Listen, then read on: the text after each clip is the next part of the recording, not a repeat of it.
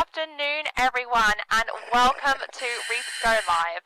My name is Maisie, and I am a marine scientist at the Central Caribbean Marine Institute. And today, I am lucky enough to be your host for our very special World Oceans Day Reefs Go Live broadcast, which is streaming live in the Cayman Bay Cinema on Grand Cayman, and also internationally. So if you're joining us from overseas, hello to you too. We are going to cover a variety of different topics in our special broadcast today. We are going to go over why coral reefs are so important, what it means for a coral reef to be healthy, that is resilient and resistant. We're then going to discuss some of the ongoing research that we're doing at CCMI and what we're doing as an organization to better understand and help the coral reefs of the future in the face of changing climate conditions. And the World Ocean Day theme is Together We Can. So we are going to finish up this broadcast by talking about the ways that you guys can help save coral reefs if we act now. Now, we want this broadcast to be as interactive as possible. So if you have any questions at all, please text or WhatsApp them into us with your name and your question, and please send that in to 1345 927 0134. So keep them coming in all the way throughout this broadcast, and we will try to answer as many as we possibly can. Okay, well, let's try and get started. Katie, how are you doing down there? Hey, Maisie. We're doing pretty good down here. Just me and my little yellowtail snapper friend here. And I think the team is ready to go, so we can get started whenever you're ready. Sweet, we're all ready up here, so let's get started. Excellent. Hello, everyone, and welcome to Maryland's Cut here off of Little Cayman. As Maisie said, my name is Katie, and I'm a marine scientist here at the Central Caribbean Marine Institute. And happy World Oceans Day! Today, you're all going to join our team here underwater to learn a little bit about some of our research to study these incredible coral reefs that you can see all around us and how each of us can keep these healthy for many years to come. Oh, definitely. And Katie, I can see that there is a beautiful dive site around you. I'm actually a little bit jealous that I'm on the boat. But how lucky for our audience that are watching to be able to get to see that beautiful coral reef. Now, Katie, do you think you can tell us a little bit about the beautiful dive site that you're currently on? Absolutely. As I said, this site is called Maryland's Cut, aptly named for this cut in the reef right here below me, where the reef comes up on either side of me. And, oh, there's a juvenile sea turtle right behind me. What? I'm so jealous. That looks so cool. That is a juvenile hawksbill turtle. And let's actually see if we can swim over here and get a better shot of him since he dive-bombed our broadcast so early. Oh, he's actually swimming just over the reef there. Oh, we can see him perfectly. Probably hunting for some sponges to eat. What a great start to the broadcast, and we're already seeing turtles on this dive. Your favorite. Definitely my favorite. So, before we got turtle dive-bombed here, we were going to talk about what makes this reef around me so healthy and beautiful and diverse. And as all of you joining us in the cinema can see, we've got many different organisms around us. This reef is primarily built on hermatypic or stony corals. You can see there's many different species of stony corals all over this reef. However, there's also soft corals. There are sponges, lots of fuzzy-looking macroalgae, many different fishes. You may have seen that yellowtail snapper swimming in front of me right during the opening of our broadcast, and of course, sea turtles. So this reef is a delicate ecosystem which is constantly in balance because of all of these organisms which are working together in their own functions to make this reef a balanced ecosystem. Well, Katie, it looks absolutely beautiful and really healthy down there. Now, to get us kind of started with our broadcast, I would like us to talk about a term which I'm going to ask you to explain, which is reef resilience. Do you think you can explain that for me? Sure. The term resilience, and when we talk about it during this dive, is reef resilience. So we're looking at what is keeping this reef healthy over time, even though it may go through one stressor or many stressors, yet it's able to remain healthy and thriving and productive due to being a balanced ecosystem, despite having gone through many of those stressors. Exactly, and how reefs are able to do this is exactly what scientists want to know so that we can kind of unlock the secrets of reef resiliency. Now, we've just been speaking about reef resiliency and now we have a better understanding of that. So, why exactly is this important to coral ecosystems? A resilient reef is important for many different reasons, but basically it's saying that this reef around me could potentially undergo a bleaching event or a disease event or a large storm, and yet it would still continue to thrive.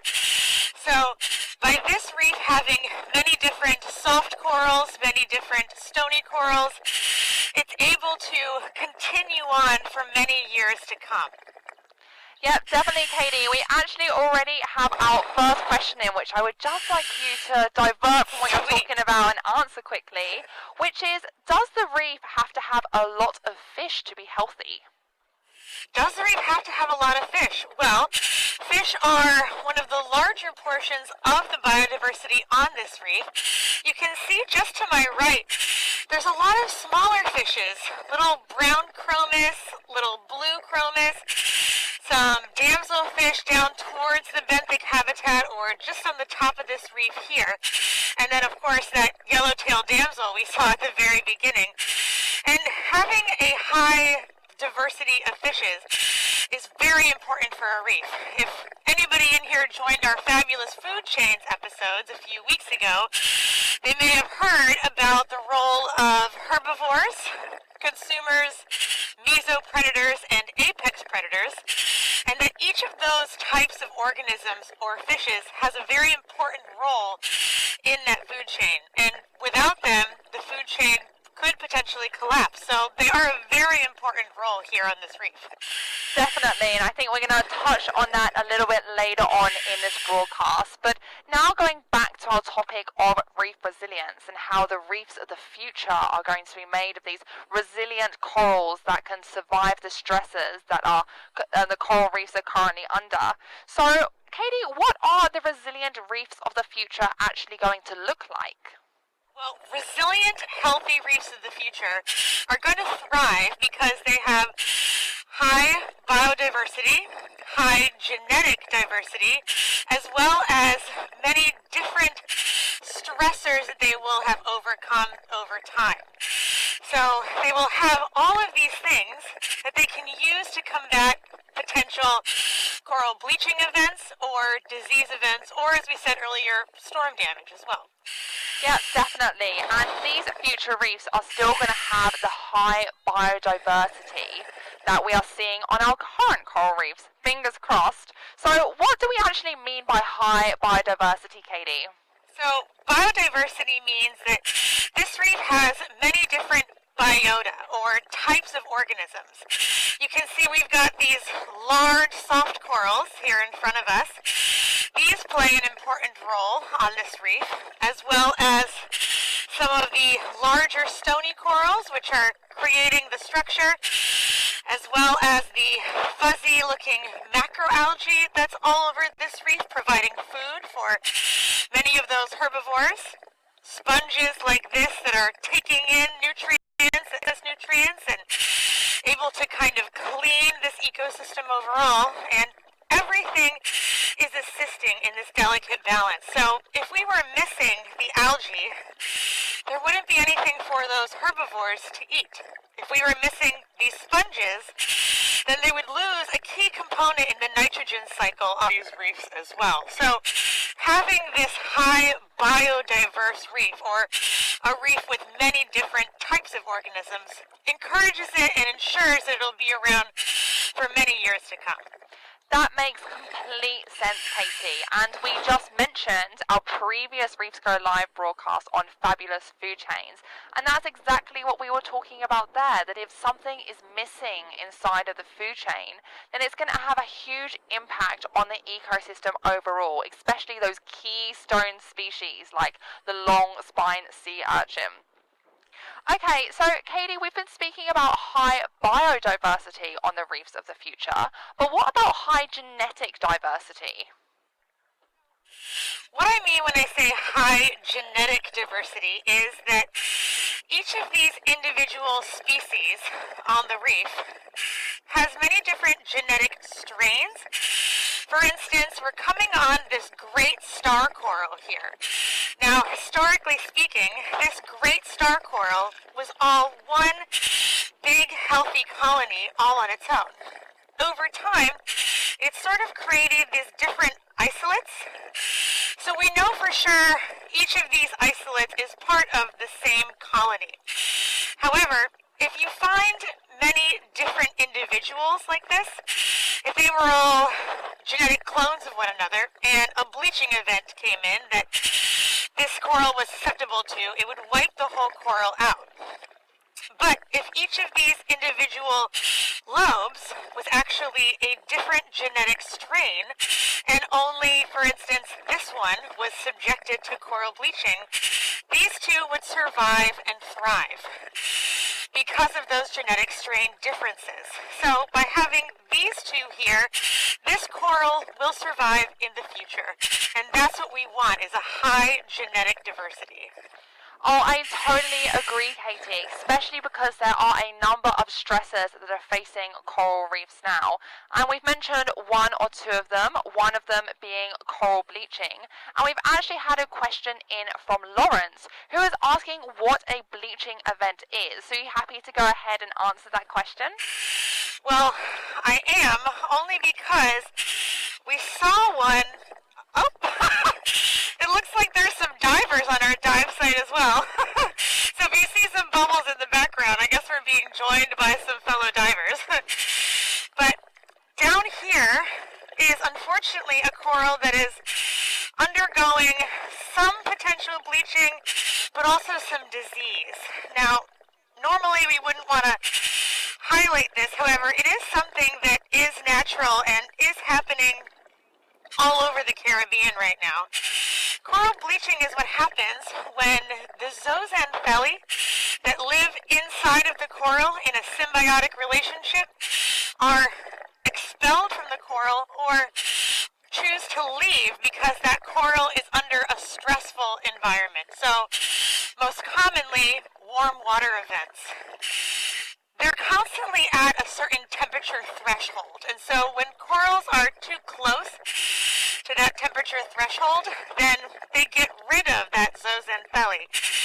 And even though that zooxanthellae gives it a lot of its nutrients, they can't take the amount of waste that's being produced, and they get rid of them, or the zooxanthellae leave. Now, as well as that nutrients, those zooxanthellae are what make these corals beautiful, and they give them their colors. So when those zooxanthellae are not in the coral anymore, they're out here, we can't see them, the coral is left white. And that's what we mean when we say coral bleaching. Yeah, that was an excellent explanation, Katie, and thank you for that question, Lawrence. That was a really, really great one. Okay, Katie, we actually have a couple more questions coming in, and kind of going back to resiliency of the corals, especially to maybe these coral bleaching events. Paola would like to know, there are lots of corals on this dive site. Are any of them particularly resilient to stress? Yes, there are, and actually I see one right over here. So if you swim with me just here, this is actually one of the most resilient species that we have in the Caribbean as well as Cayman Islands. Right here, this is called the Porites asteroides, or mustard hill coral. Normally, a mustard hill coral is mustard colored, which is why it's called that name. But sometimes it can be this lighter shade of tan or brown, and that has been one of the most resilient species that scientists have come to find. If it bleaches, it usually comes back to 100% health and continues to be reproductive and grow all throughout the year. So this is one of the most resilient species that we find here. Well, great explanation, Katie, and I love that mustard heel coral. It is definitely one of my favorite corals to see on the reef, and how great that it is so resilient. So it's probably going to be a little bit more prolific in the future due to the stresses that are currently facing coral reefs right now. Okay, Katie, we have time for one more question, which is from Stephen. And Stephen is wondering, how do you actually measure the genetic diversity on these coral reefs? That's a tough question. Very carefully. So, you could actually take a fin clip from a fish to get its genetic diversity, or to get its genetic structure, excuse me.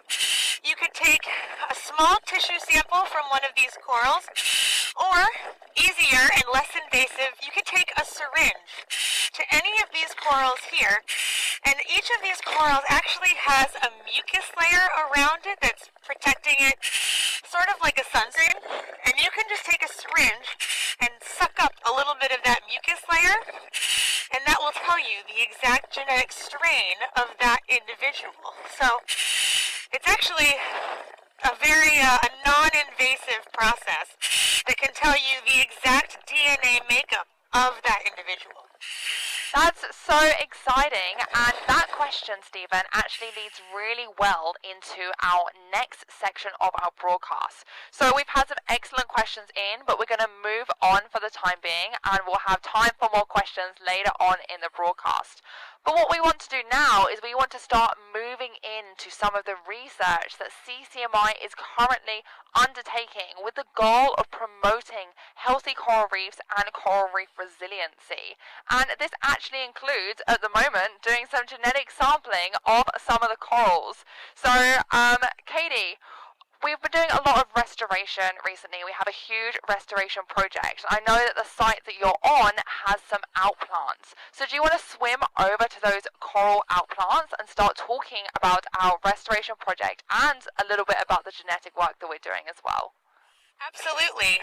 So the restoration projects here at CCMI have been around since about 2012. And actually, this is one of the parent colonies that we sampled from back in 2012. And as you can see, it's having a hard time.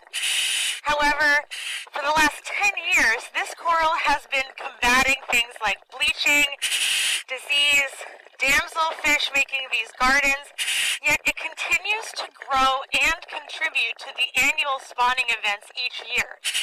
Now, the reason that we chose this particular species of staghorn coral, or Acropora cervicornis, is because it is a really important historical reef-building coral here in the Caribbean, as well as in the Cayman Islands. Now, it's got those big branches, as you can see, and when those branches interact with one another, it creates the perfect home for little reef fishes, baby eels, things like that, to seek protection from potential predators. Now, this coral also in the wild grows anywhere from 10 to about 20 centimeters of what we call total linear extension every year. Or that means like outwards and upwards of growth. But in our coral nursery, we can grow this same species 70 or 80 centimeters a year of total linear extension. So we're not necessarily trying to bring this species back to what it used to be in the 1970s and 80s when it was very prolific, but we're trying to connect healthy natural populations to one another around the island by contributing robust species back onto that reef. Yeah, exactly, Katie. And our restoration projects at CCMI are just really focused on, trying to grow those resilient and robust staghorn corals in our various different coral nurseries at different depths and locations with different types of water movement around them as well to see the best location for growing them. And then also we're trying to find the best location to outplant them as well. And this happens to be one of the sites that we're at. So we can see from the outplants that we have here that they seem to be doing pretty well at the moment. Wouldn't you agree? We've actually got 2 outplants on this site right now, which do look pretty great. So we've got 2 little staghorn coral colonies just here that were only outplanted a few months ago within this year from our nursery that is just a couple miles to the east of where we are now. And you can see they've got a nice healthy orange color to them. They're taking over the nail and zip tie very well, having grown over it, and it looks pretty healthy. And their polyps are extended a little bit, so you can see they appear a bit fluffy. But overall, they've got nice white tips, meaning they're growing really well. So these outplant corals are looking like they're doing pretty well in this reef so far. Well, we are getting some fantastic video from our cameraman Sam. Those corals are looking in really, really great health, which is just so awesome. But Katie, what do you think are the take-home messages that you want everyone in our audience to take away about our restoration project? Well, I think when you talk about coral nurseries and restoration on the reef overall, people sometimes think that we're trying to replenish the reefs to get their populations back up to what they used to be in the 1970s and 1980s, but that's not true. What we're trying to do is grow this species of coral and outplant them around the islands, around the reef, where they're going to be near those already naturally existing populations, so that once a year when we have our annual spawning events, they're contributing to that spawning event by putting their sperm and their eggs and their gametes into the water column, where they can intermix and fertilize and eventually settle back onto the reef and just connect those populations to each other so that we ensure that we're helping the reef to help itself in the future. I'm so glad you said that, Katie, because that is actually the most common misconception of coral nurseries, is that we're trying to bring back the reefs to what they looked like in the 1970s, and that's just not the case. All we're trying to do is connect these natural populations right now so that in the future they can sexually produce with one another and have a larger genetic diversity. So that's really, really great, and it just does go to show that I think that we can make a difference if we all work together and we act now. Okay, Katie, so we've actually had quite a lot of success with our coral nurseries. Do you mind recapping how much coral material we actually have done in our coral nursery? I think that's a great fact. I heard recently that we've just outplanted over 1 kilometer's worth of coral. Wow, that's amazing. So that's pretty awesome. And we've actually contributed to the spawning events that we know of around the Cayman Islands for the last 2 years, and potentially looking at a 3rd year in 2019 as well. Well, it's so exciting that we've already managed to outplant that much material, and fingers crossed we are able to make a difference and connect those natural populations. Absolutely. Okay, Katie, we've been talking about our restoration project for quite a long time now, and I just want to check how you're doing on air and dive time down there. So I've got about 1,700 PSI left and plenty of dive time to keep on going, Maisie. Sounds great. Well, in that case, we are going to move on from our restoration project, and we're going to start talking about some of the other projects that are actually being undertaken at CCMI right now. So, Katie, do you want to give a brief introduction to some other things that are going on at CCMI?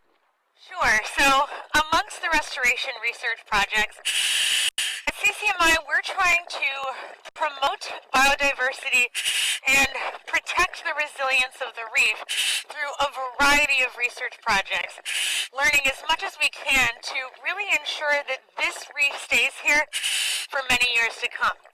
Besides the restoration projects, we've got our herbivory project, which if any of you joined us a few weeks ago for Dr. Claire Dell's Reefs Go Live talk. She was letting us know about herbivory on the reef and the importance of some key species which will unlock the secrets to reef resiliency of the future through those herbivores, as well as our AGRA surveys, which we're getting ready to do our 21st year of data collection on.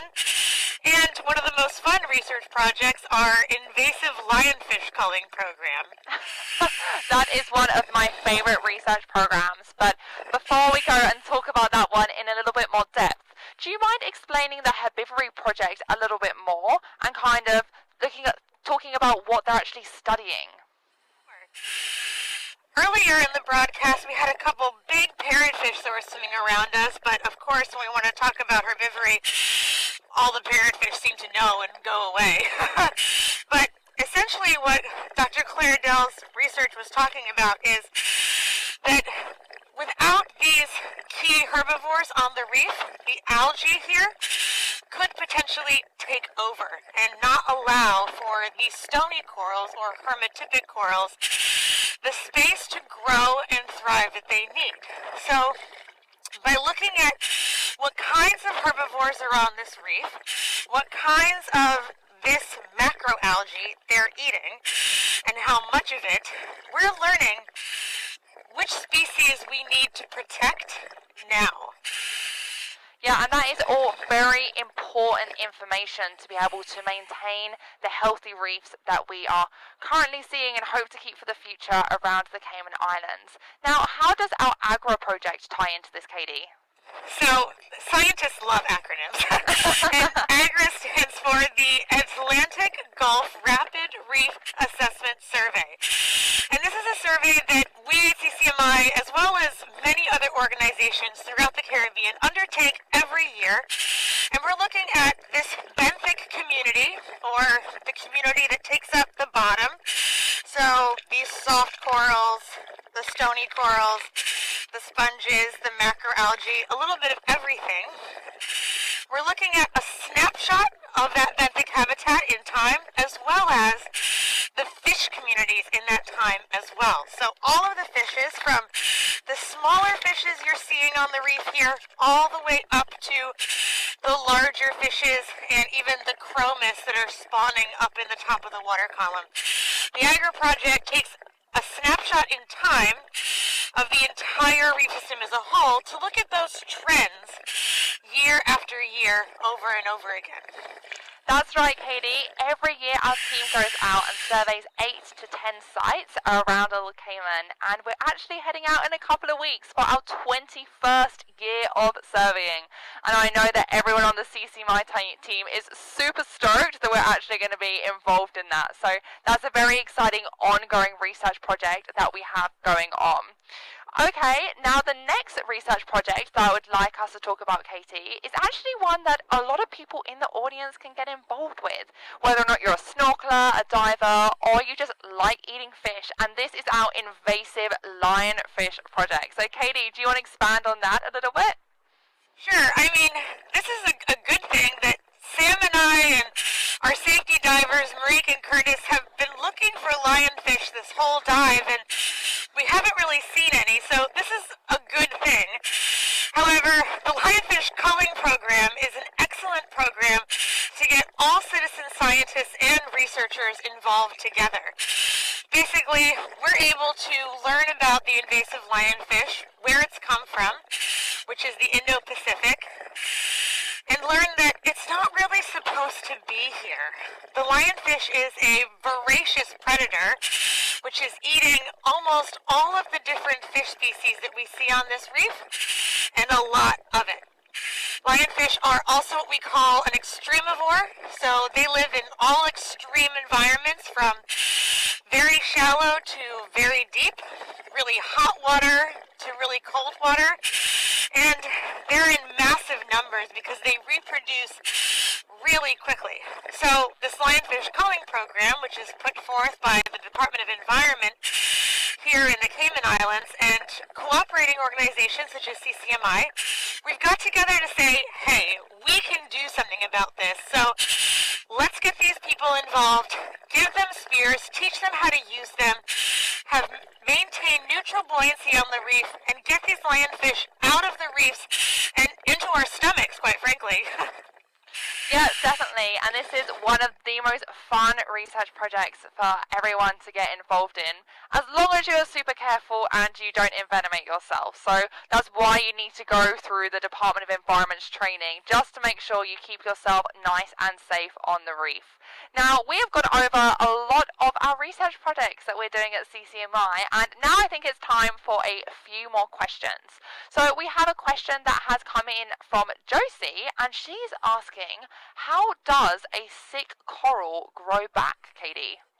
That's an excellent question. How does a sick coral grow back? So, Josie, you may have heard me in the beginning of the broadcast mention that, let's say, bleached corals, for instance. If they're stressed and the zooxanthellae leave the coral, that small little photosynthetic algae living inside of it, that's because of that, let's say, for example, the warm water stressor coming in. Now, if that warm water stressor goes away within 2 to 4 weeks' time, then that coral can actually reobtain new zooxanthellae from the environment because it's a type of phytoplankton, which means it's out here in the water column. We just can't see it. And it is a plant-like species getting that energy from the sun. So just because it's not inside of the coral at that moment doesn't mean that it's died. And as soon as the coral gets that zooxanthellae back, it can regain 100% health all over again. Thank you for that fantastic explanation, Katie. And that was a really great question, Josie. Okay, we have time for a couple more questions. Now, Laura is asking, if the reefs die, how would it affect humans and the Earth as a whole? Big question, Katie. Wow, that is a big question. But as it is World Oceans Day, it is apt that we need this ocean. As humans are just another species on this planet, like so many of these organisms that you see in front of me, although we look very different from a simple organism like the sponge, we're just another species here. And without this ocean, we wouldn't survive. These oceans are crucial to giving us the oxygen we need to breathe. I know many people, we learn in school that the rainforests produce more oxygen per acre than any other kind of ecosystem, but so do our seagrasses, and we need to protect those. This coral reef also acts as a giant buffering system, so all of the CO2, or the carbon dioxide, going up into the atmosphere from the use of fossil fuels and greenhouse gases, it's getting to be too much for our atmosphere to take. It's getting super saturated, and that has to go somewhere. So, because our planet is made up of 70% ocean, it comes here. And when that excess CO2 comes into the oceans, it's absorbed by these great buffering systems like coral reefs. So even though these reefs only make up 1% of the ocean bottom, they're responsible for over 25% of the biodiversity and for absorbing most of that excess CO2. So without these oceans to act as a buffer, we wouldn't be here. Yeah, I totally agree, Katie. They are so important to us, so we do really need to keep them around and ensure that we do have our healthy coral reef systems. Now, we only have about 10 or so minutes left of our broadcast, so how are you doing on air and dive time down there, Katie? I think we're doing pretty good. I have about 1,200 PSI. Everybody else looks like they're doing okay, so we can go ahead and keep going. Sweet, that sounds great. Now we're actually going to move on to my favorite part that we have in this broadcast. So we've spoken a lot about all the amazing research that we're doing at CCMI, but what are the audience supposed to do with this information? How can they help reefs, Katie? Well, I think it's important to note that all of us can help these coral reefs. Yes, we're coming to you live from the Central Caribbean Marine Institute, where we try to work every day to promote the health of these resilient reef systems. However, every single one of you can do something every day in your lives to help minimize your carbon footprint, or that excess CO2 that's going up into the atmosphere, whether it's really big or really small. And the first thing you can do if you're joining us from the cinema in Grand Cayman is to join our Healthy Reefs Challenge. As 2019 is the year of Healthy Reefs, we're trying to encourage each of you to really make a change and make a difference in what you're doing in your life so that you can ensure that these healthy reef systems stay around for many years to come. I am in, Katie, and I'm super stoked about this challenge. But for the audience that are watching, do you mind just clarifying what the Healthy Reefs Challenge is for all of those joining us today? Sure. So the Healthy Reefs Challenge is pretty simple. It starts on June 15th, so all of you can register before then. And basically, we're just outlining for you several activities or ways that you can start to minimize that carbon footprint. So, saying no to single-use plastics, starting to eat a larger vegetarian-based diet, starting to help out with more community cleanups, things like that.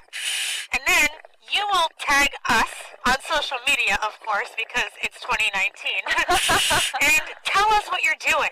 Show us what you're doing. Take videos, take photos, hashtag away, and tell us how you are making a difference to save this healthy reef system every day. And come October, the friendly contest can be over, but you still should encourage you to make that Healthy Reef campaign and that Healthy Reef Challenge a part of your everyday routine.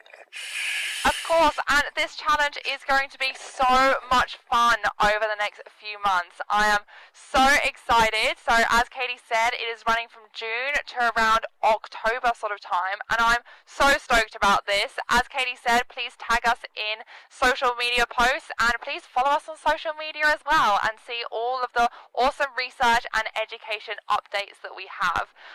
But with this challenge, we don't just want to inspire, change in individuals. We want to actually make behavioral changes and start a movement, not just in the Cayman Islands, but worldwide as well, so that together we can all make a difference. Because every little thing that you do for the environment is important, whether it's big or it's small. So, yeah, super excited about that challenge.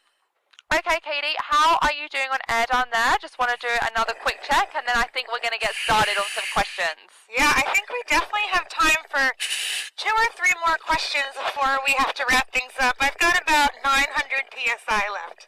Sweet, that sounds great. Okay, we have some really awesome questions that are coming in. We have one that has come in. I like this question. Can we help coral by using biodegradable sunscreen? What are the harmful ingredients in sunscreen? That is a great question. So, you can help coral reef health by using all-natural sunscreen.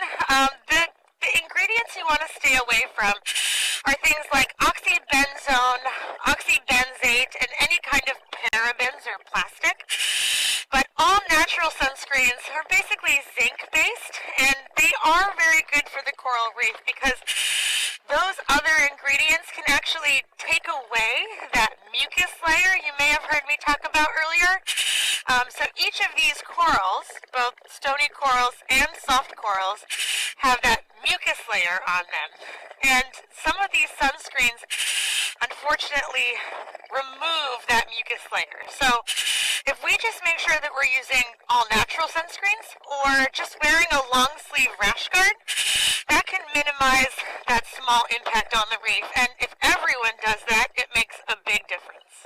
I totally agree, Katie, and at CCMI all of the staff are wearing biodegradable sunscreen because we are in the water every day and we really want to make sure that it's nice and healthy and we're not causing any damage. So that was a great question. Okay, we have a few more that are coming in as well, and we have one that's come in from Chris, who is asking, how difficult is it to broadcast live from underwater in Little Cayman to the cinema in Cayman Bay? Now, I'm actually going to answer this one.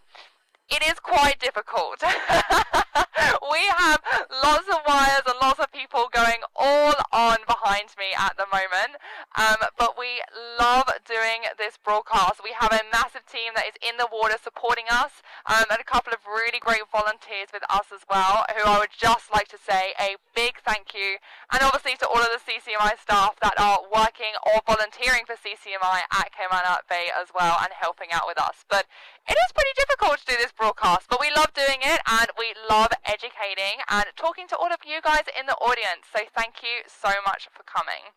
Okay, I think we have time for one more question, and then I think unfortunately we're going to actually have to finish this broadcast. So I am going to go for the one last question. And this is one that's going to be from Jenna. And Jenna is asking, is it true that a grouper can eat a lionfish? And if they can, could they help the lionfish problem? Jenna, that's a great question, and we have actually seen a couple of videos from here on Little Cayman where some groupers have eaten the lionfish, and that was unassisted by humans. And in the Indo-Pacific region, where lionfish are originally from, lionfish are eaten by snappers and groupers and sharks. The problem is that here, our groupers and snappers and sharks don't typically know that they can eat these fish yet, but they're slowly starting to learn over time that they're able to eat them. So we have actually seen it happen a couple of times, unassisted by humans, so we hope they're catching on.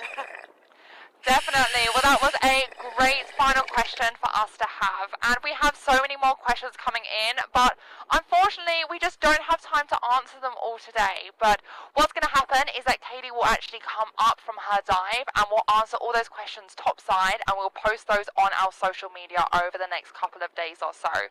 But before we depart, Katie, do you have any final words for the audience that have joined us?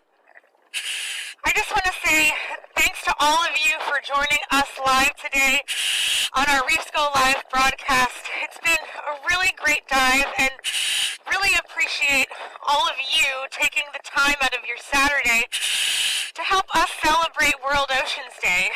I think this is the first step to knowing that all of us can help keep these coral reefs healthy for many years to come in the future. And I hope that you join us in this Healthy Reefs Challenge, because it's going to be a lot of fun for the next few months. And it's just, I hope that you all take something away from this that you can share with your friends or family that maybe couldn't be here with us today. And just want to say thank you again for letting us be a part of your journey to help preserve these healthy reefs. Thank you, Katie, and I will see you topside in a bit. You have been an awesome underwater educator. Now, guys, I'm just going to quickly go over the couple of things that Katie said there. You know, everyone can make a difference, whether or not it's big or small, and you can all have a positive impact, not just on coral reefs, but the environment in general. And we can save coral reefs if we act now, if we all work together. And this Healthy Reefs Challenge that we're going to be running is going to be a huge part of that, and is really going to help you on your journey. And I'd just like to clarify that this Healthy Reefs Challenge is for everyone. It's not if you just live in Cayman. Anyone worldwide can do this challenge. Just do go to our website and sign up for it. So our website is www.reefresearch.org, and you can go and sign up there. And if you can't find the link to it, please do just email us, and we will help you out, because we want everyone to be a part of this really great challenge, because it's going to be so much fun. Okay, guys, I'm afraid that is the end of the broadcast. As I just said, if you do have any last-minute questions, please do message them in. And when Katie gets up to the surface, then we will answer the remainder of those and post them on our social media channels within the next couple of days or so. Big thank you to the whole of the team from CCMI and all of our volunteers that have helped us for this broadcast. And a huge thank you to the audience at Cayman Bay. It is so great that you were able to come down on your Saturday and be able to watch us do a live broadcast there. And I hope everyone has a fantastic World Oceans Day and a lovely remainder of your afternoon. Thank you so much for joining us. Goodbye.